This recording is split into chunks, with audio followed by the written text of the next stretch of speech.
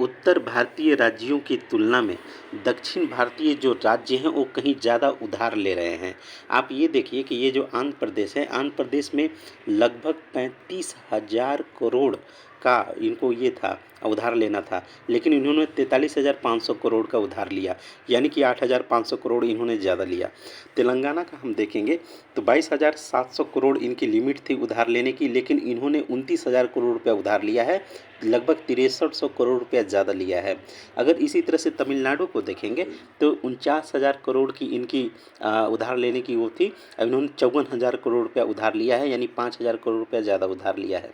केरल में लगभग 17,500 करोड़ उधार लेनी थी, लेकिन इन्होंने 20,800 करोड़ रुपया उधार लिया है, यानी कि कुल मिला के आपको 3,300 करोड़ रुपया ज़्यादा लिया है। वहीं उत्तर प्रदेश जैसे राज्यों की तुलना करें तो उत्तर प्रदेश को 40,000 करोड़ रुपया मतलब उधार मिलने वाला था केंद्र सरकार से, लेकिन इन्होंने मात्र 18,500 करोड़ रुपया उधार लिया है, यानी 21,500 करोड़ रुपया कम लिया है। अब अपने सारे जो खर्च हैं अपने राज्य में ही उन्होंने जनरेट किए हैं, राज्य से जनरेट किए हैं तो भाई उधार कम लिए हैं।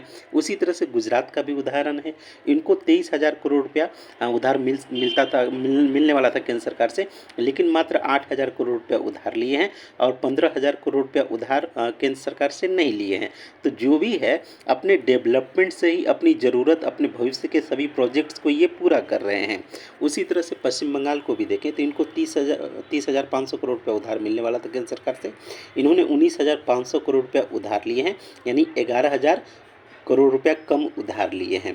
उसी तरह से महाराष्ट्र का भी हम देखेंगे, महाराष्ट्र भी जो है 45,000 करोड़ रुपया केंद्र सरकार इसको देने वाली थी, लेकिन मात्र 39,000 करोड़ रुपया उधार लिए, 6,000 करोड़ रुपया कम उधार लिए हैं।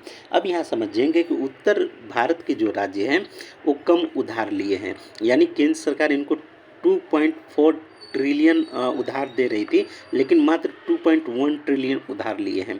अब यहाँ समझ लीजिए कि स्वयं का राजस्व बेहतर अगर होगा, राज्यों का राजस्व बेहतर होगा तो राज्य उधार नहीं लेते। केंद्र सरकार जो उधार देती है 50 ईयर्स इंटरेस्ट फ्री लोन दे रही है, इसका प्रयोग संपत्ति बनाने के लिए, राज्य अपनी संपत्ति बनाने पर राज्यों को जोर देना चाहिए, कैपिटल एक्सपेंडिचर पर फोकस करना चाहिए। दक्षिण के राज्य कहीं ना कहीं ज़्यादा क्यों उधार ले रहे हैं, खासकर तमिलनाडु और केरल, इनका रेवेन्यू 6% बढ़ गया है, रेवेन्यू एक्सपेंडिचर 14% आपको यहाँ तक बढ़ा दिखाई दे रहा है। ये कैपिटल जो एक्सपेंडिचर है उस पर ये कम खर्च कर रहे हैं, पेंशन वेंशन सामाजिक कल्याण पे ज़्यादा खर्च कर रहे हैं। केंद्र सरकार जो 50 सालों का जो इंटरेस्ट फ्री लोन देती है उससे आपको राज्यों की पूंजी को बनाने के लिए, इंफ्रास्ट्रक्चर को बनाने के लिए देती है, और उससे आप कई सालों तक रेवेन्यू जनरेट कर सकें, ये चीज़ें।